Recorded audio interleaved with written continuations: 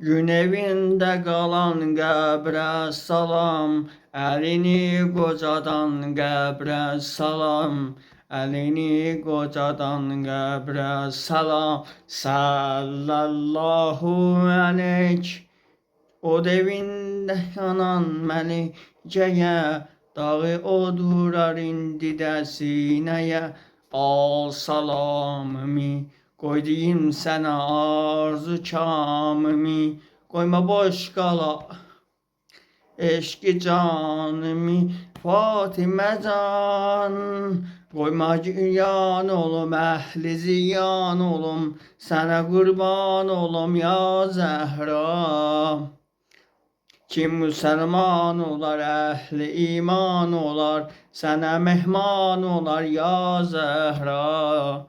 Sənə mehman olar ya Zəhra. Ey canıma canan xanım, sənə olsun qurban canım, sənə olsun qurban canım. Vardı gözüm benim Kerem'inde hanım ya Fatime, eleminde hanım ya Fatime.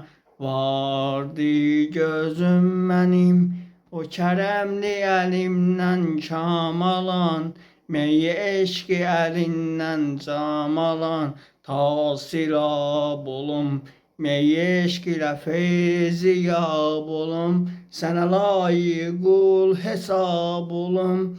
Fatimə can, aşıqı dininəm, xakini neyninəm, Əbdi Hüseyninəm ya Zəhra. Mən ki qulamızam,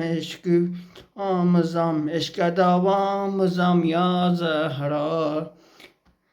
Ey canıma canan xanım, sənə olsun qurban canım.